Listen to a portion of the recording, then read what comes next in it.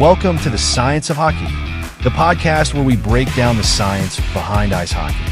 I'm the analyst, your host, and every week we explore the data, research, and evidence that shape how we play, train, and understand the game of hockey.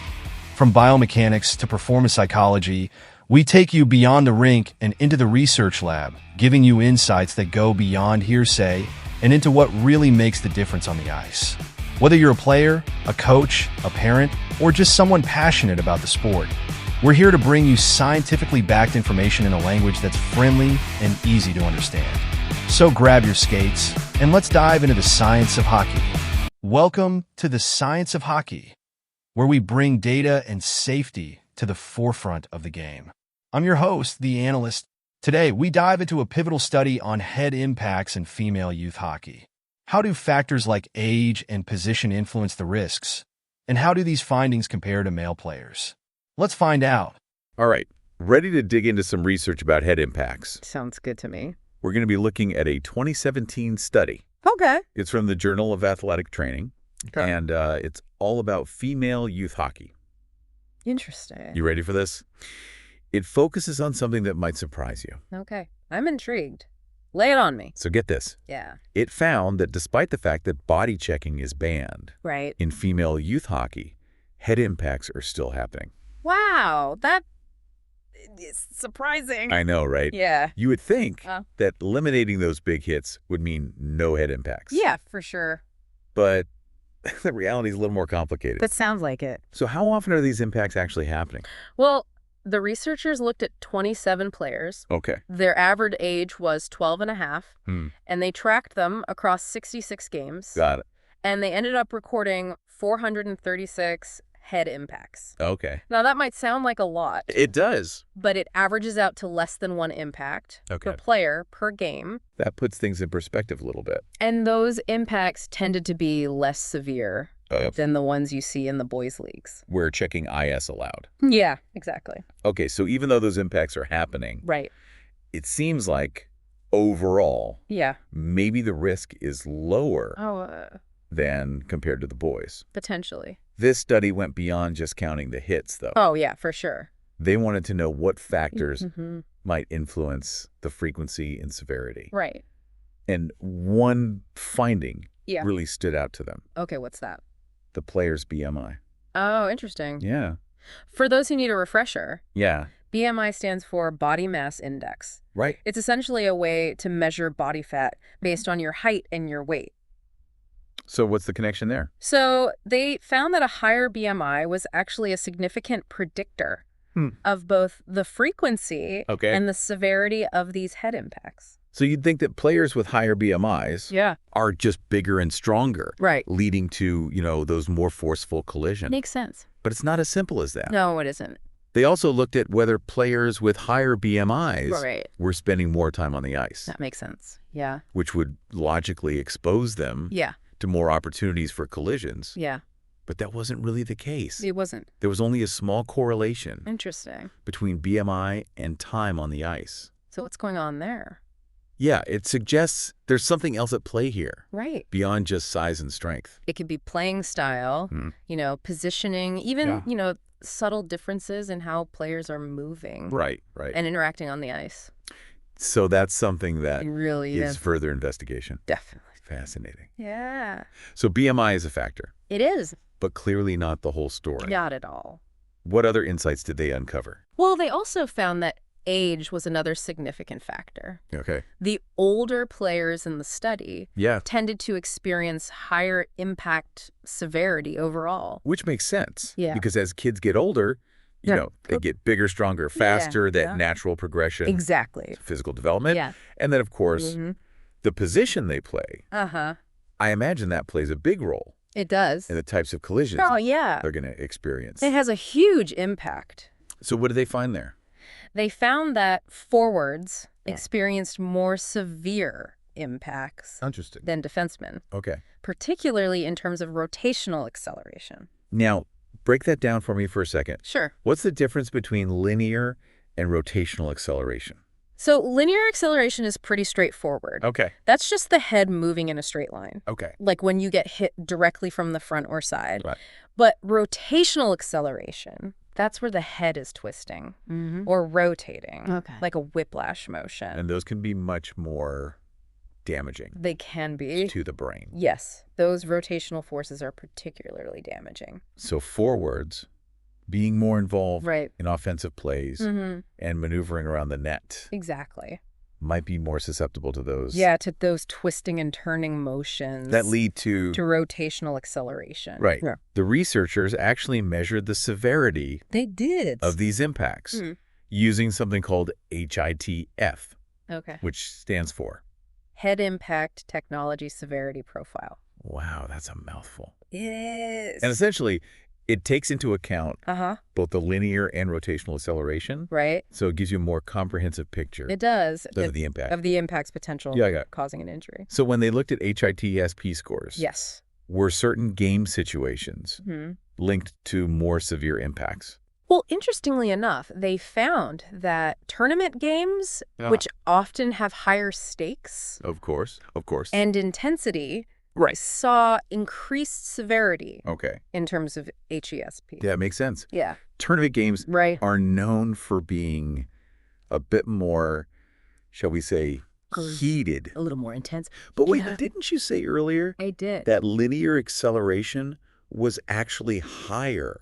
It was. In the regular season games. Well, yes, that's right. So tournament games might have higher HIT scores Right. overall, indicating a greater potential for serious injury. Yeah.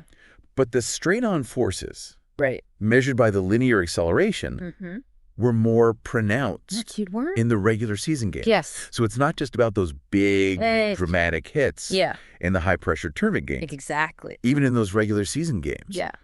Those direct impacts can add up and potentially pose a risk. Yeah, it's a good reminder that every game carries some level of risk. Right. And it's not always those obvious dramatic hits that we need to be concerned about. Yeah, it's like the old saying, it's not always the big blows that knock you down, right? Sometimes it's those constant little jabs. Exactly. And that brings us to another crucial part of this study, which is the implications for preventing these impacts. Okay, so we've talked about the fact that they're happening, the factors that influence their severity. Right. Now let's get into the what can be done to actually mitigate these risks. So the researchers actually had a couple of interesting suggestions based on their findings. All right, let's hear it. One is delaying positional specialization. So you mean like not having young players focus solely on being a forward or a defenseman. Exactly. Right from the start. Yeah, the idea is that if players get experience in different positions, they'll develop a wider range of skills and movement patterns. So that could lead to a more balanced physical development. It could. And maybe even reduce their susceptibility to those high rotation impacts. To certain types of impact. The forwards experience more often. Exactly. It's like, cross-training for your brain and body. So by, by exposing them to a variety of demands and movements, it could help them develop more well-rounded physical literacy. And that could translate to better injury prevention on the ice. Yeah, it's all connected. Okay, what's the other suggestion? The other one is using single-year age cohorts for competition. So instead of 11 and 12-year-olds playing together, you'd have separate leagues or divisions for each age group. Got it. Because right now you might have a smaller, less physically mature 11-year-old going up against like a much bigger, stronger 12-year-old. Yeah, that's a recipe. It is. For disaster. For a mismatch, for sure. And those mismatches are where we see the increased risk of injury. And not just in hockey, by the way. Right. I mean, think about it. Yeah. Any youth sport where you've got a wide range of physical development within an age group, those size and strength differences can be a real safety concern. So single-year age cohorts could create a more level playing field. Potentially. Makes me wonder how feasible that would be to implement, though. That's a good point. Across all these different leagues, we would be a major There would definitely restructure. be some logistical challenges, but these are just suggestions. Of course. Based on this one study. Right. More research is needed to really figure out if these changes would actually lead to a decrease. Of course. In the head impacts and concussions. But it's a good starting point. It is. It's a conversation, right? Absolutely. These coaches, parents, league organizers, something to think about, something to experiment with. Exactly. And I think it really underscores the point that preventing head impacts isn't just about equipment or rule changes. Right. It's about this more holistic approach. It is. That considers player development. Yep. Age and size matching. And size, for sure. And maybe even coaching styles. Coaching styles, yeah. That emphasize safety and skill over aggression. Absolutely. It's a reminder that even in a sport like female youth hockey, where body checking isn't allowed, there's still a risk. There is, of head impacts. And that risk is influenced by so many factors that we need to continue to study and understand. So much more. There is some uncover what other subtle factors could be contributing to these impacts that we haven't even thought about yet. Exactly. Yeah. Yeah, it really shows that